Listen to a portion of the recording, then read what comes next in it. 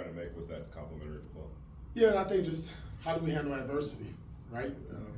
Week one, I would say, first opportunity. We didn't have no adversity. Pretty smooth game. Last night, we had some ups and downs. You know, had things go our way, not go our way.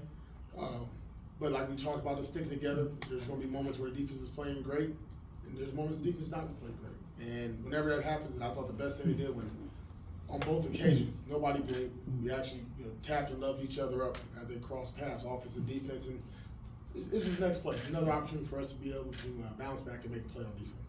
Hey Pete, can we get an update on Amik? He looked like his bell was rung pretty good. That was a pretty scary moment. But after the game, he was in the tunnel with me, high-fiving, shaking everybody's hand. Haven't seen him this morning, but after the game, he was in great spirits in the locker room, having fun with the boys. Antonio, a lot of the players have talked about, knowing what they believe this team is capable of moving forward and sort of the big picture view of what you're trying to accomplish this season. Do you sense that belief, that they can, make a run and potentially make the playoffs this year? I don't think we're worried about making a run. What we've been doing is page by page, step by step, not cheating the process, because we can't get too far of ourselves, too ahead of ourselves. Obviously, the belief is getting there, believing in one another, trusting one another, being accountable to one another, playing for one another, and being together. That's look, we'll count the wins at the end of the season, but right now we're still trying to build that foundation of our team and our locker room. How important was it last night, sticking with the running game and paying off in the second half? And what kind of, tone does that set going forward? Yeah, one of our messages early in the week that I told the team was that we need to start to impose our will. And the only way you can do that is by two things, right? Stopping the run on defense and running the ball on offense. Thought the defensive line, our guys up front, did a really excellent job against Hall on that front and that offensive line, what they wouldn't do with running the ball. But in the second half, you saw what time it was, right? It was Josh Jacobs' time. It was hammer time. And you saw the energy not only with our offensive line, our running back, and our offense, but our team. It changed our whole mentality in that third quarter, and I think that's where things started to shift in our favor. Coach, last week you came out here and told us that Robert Spillane was playing with a broken hand. He was, fighting a battle. And how big is it just to see him, and also for the defense to see him make a play like that, battling through what he's going through? Yeah, like we said, didn't miss a beat. Actually changed a little bit to his cast and was able to have all his fingers moving, which was really good. And obviously, that was a hell of a play by him. And that's film study. That's something we've been talking about even before I got this position. And Matt Feeney did an excellent job, who stepped in as a linebacker coach and just kept preaching that and prepping that for us in practice. But man, you got your superstars and the Max Crosby of the world, but you got that lunch pail guy. And this guy just loves ball, man. You can just see it on his face. You can see the energy and the excitement he brings to our team, and just again, when we talk about the will to win, and just being gritty. And Tony, you mentioned Josh's long run to get you down there, but it felt like a situation where you almost had to come out with a touchdown right there. And that third down play, the play that Aiden made, the play that Michael Mayer made, if you could just kind of talk about what you saw, especially when you looked at back out on film. Yeah, I said earlier in the week, it was going to be a slugfest. Didn't think it would be a high-scoring affair. Didn't think it would be a lot of touchdowns out there. We did feel whichever team either had the most, obviously no-brainer, or who scored first with a touchdown would have the advantage. And that was the mindset. Again, we was down there earlier in the game, and the penalties backed us up again, unfortunately. But that was our mindset. I did not want to kick a field goal there. I was praying that one of our players would make a play, and obviously Aiden and Mike did a hell of a job of throwing up, and Mike, big boy football there, big boy football. You've been there, done that as a player in the league, but what is it like to win a tough-fought battle like that one last night? It feels good because it's everything that we're preaching, throughout the week. Being together, being tough, playing a full 60 minutes, right? It was a full 60 minutes all the way to the end to that last play, the Hail Mary play. And the biggest thing that I took away from last night was, 5, 6 seconds left on the clock. I got Devontae Adams here. I got Josh Jacobs here. I got the entire offense right next to the defense, and we're all cheering each other on. Like, hey, let's go, guys. You got it. One more play. Let's get this stop. And, that's what we needed. We talked about everybody being all in and buying into what we're doing, and that team bond and unity and togetherness. And to me, that was the best example that we can show Raider Nation and everybody, what this team is about. What does it feel like when that Hail Mary's in the air? Does it seem like it's up there forever? Yeah, I caught my breath for a long time. It took me a minute, obviously in the post game. It's scary because there's a lot of factors, and you don't want to be on the opposite side of that one. You don't want to be on the negative side of that. And obviously our guys did a good enough job. We got some things to work on that play, but it was good enough for us to get the win. Sort of piggybacking off the previous question, you know, in boxing, styles makes fights sometimes, and you played one team one way last week, and then you had to face a totally different team in the Jets, and maybe fight a different style of fight in that game. How important is that to be able to go into situations and find the resolve to fight the way the fight needs to be fought to win a game? Yeah, that's what we get paid for as coaches, right? To find out, you know, how do we win? What's the ways to win? You know, every week it's not going to be the same. You saw what we did out the gate. What we do, we went right to Devontae Adams. You know what I mean? Because why? They're going to stack the box for who? Josh Jacobs. So, and defensively, what we need to do? We need to stop the running game, right? And we wanted to hopefully put the ball in the quarterback's hand and didn't make a mistake, which he did.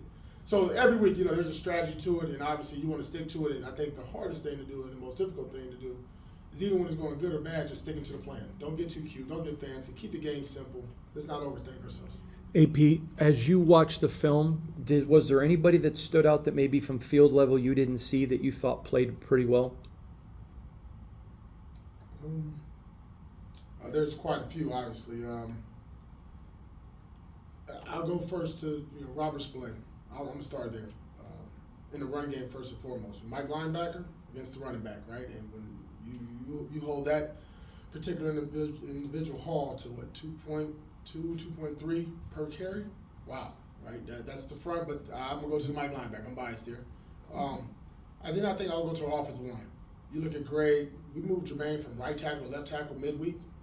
That's hard to do against a very good defensive line. And we knew that group was good. The depth, the rotation that they had, and just to keep coming, our guys just to keep withstanding, the bullets that were getting thrown at us. That was impressive with that group. So, yes, I like to do the individual thing, but I'll really just say, if I had to put a bank on it, our offensive line and Robert Spillane. Do you have an update on Colton Miller? He's doing well. I know here in a second, once these guys, getting through treatment and all that stuff. Victory Monday, so a little slower day of everybody coming in the building. Jacorian Bennett's kind of faced your typical rookie year, a lot of ups and downs and different situations. But for him to respond, come into the game the way he did, hasn't dropped his head no matter what the situation is, and be able to respond, how big was that? Yeah, I think for all our rookies, right? These guys now late in the season, the vets who've played a lot, and got a lot of wear and tear on themselves, and a lot of miles for these young guys to start developing. And obviously, he started early on for us, took a little break, had a little setback there, but between him, Bernie's done a great job, and obviously we see what Tyree's doing each and every week. It's just, and then Big Mike, just now when you start seeing your rookies, Tucker, just keep naming them. They're making plays now, they're making headway. We don't need them to be the guy to make every play, but they're making headway, and that's going to help us in the long run. We talk about special teams a lot with your team, and usually that's Daniel and AJ, and they had good games as usual. We had a big return last night too. Oh, yeah. How big can that be for your team, and what did you see on that play? Yeah, we've been waiting for that from DC for a while now, and we had a good conversation on Friday, and I said, man, bright lights, certain stars shine brighter. And I said, this would be a great opportunity. I said, no more fair catching. No more fair catching. Let's get that ball and go straight ahead. And he did that, and those two returns late in the game, third quarter, was huge for us. Obviously, field position, but we were playing in the second half, keeping those guys backed up and keeping our offense around midfield. And our special teams has been, like I said from the jump, has been kind of the heart and soul of our team. They've been rock solid for us throughout the year. And when we get that return game going, that's even critical. Because, look, 10 yards is another first down. Put 30 on it, forget about it. Now we got 3 on it. I know last week you said, it's not going to be perfect for you in transition, and yesterday you had the challenge. I guess what in the communication there, and what about that process can you guys kind of look at and figure things out? Yeah, lesson learned. I just got to do a better job listening to the people in my ear. But obviously, it's a lesson learned. Yeah, there's two different things I was looking at there. I'll leave that for us as a staff, but obviously that was a mistake on my behalf and a lesson learned. You referenced the rookies, Byron and Nesta. Is there something they need to do, Coach, to get on the field, or is it the fact the veterans in front of them are playing well enough to keep them off? Both, but practice. The way you practice, then you get elevated, right? You have a great week of practice either on the look team or if you get opportunities on defense. It might be only a handful of snaps, right? Mm-hmm. But we do got some veterans that are playing well, and Big Jenkins are in there, Tillery, Blau, Adam Butler, woo.